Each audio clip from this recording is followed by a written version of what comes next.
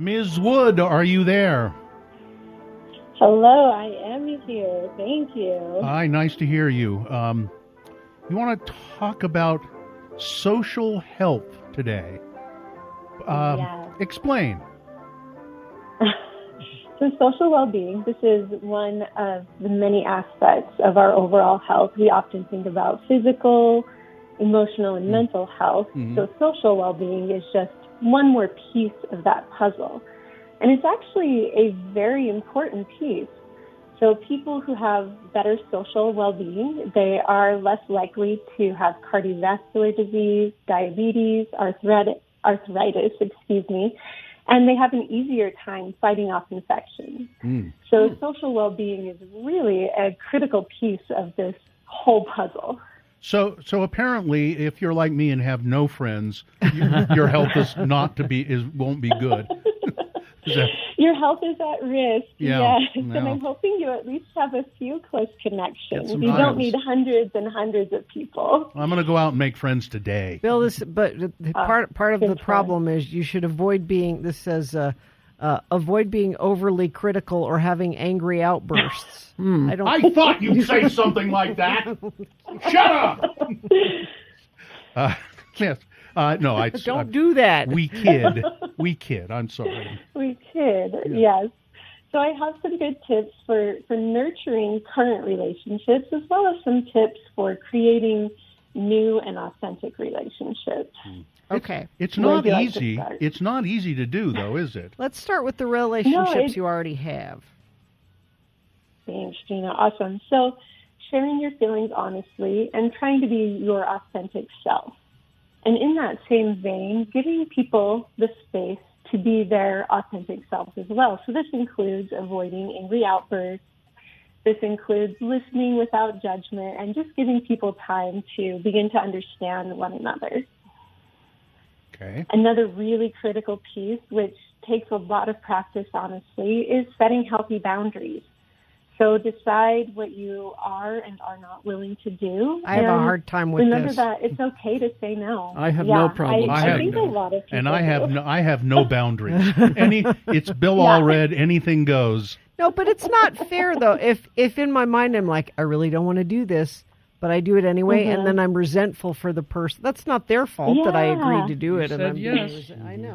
So. Exactly. It puts you in a bad mood. It makes you upset with the other person. Yep. Yeah. And in that same vein, learn to respect other people's boundaries. Recognize that you can also take no for an answer. Yeah, Kerry, as he said, he's good at saying no, but I've also noticed that if I say no to something to Kerry, he'll go, okay, that's fine. If that's the way you want it, yeah, I accept that. So Kerry's really good at that. That's why I'm going to outlive you all.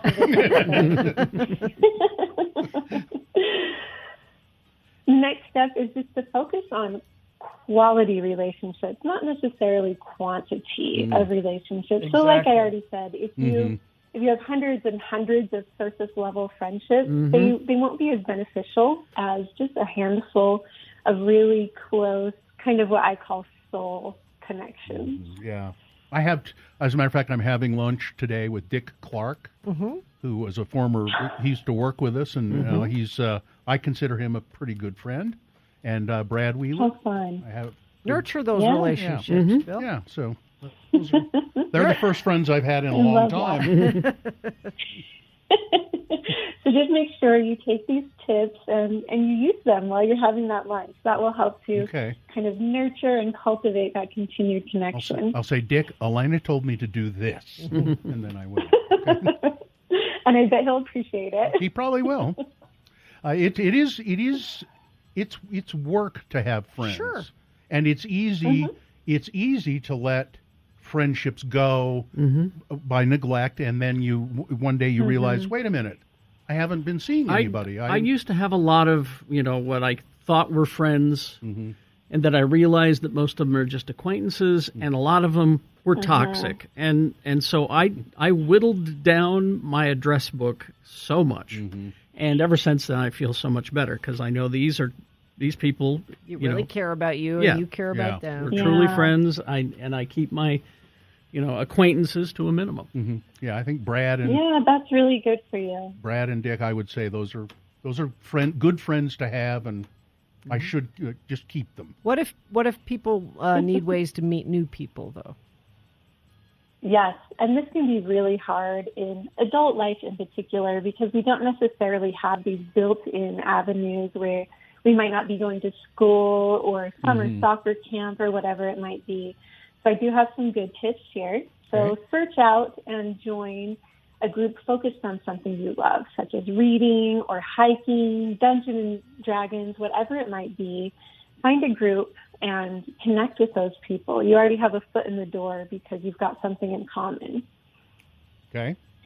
Next is join a physical group fitness class, such as yoga or really any kind of group fitness can be a really good place to kind of kill two birds with one stone, for lack of a better phrase. You're getting a good workout in.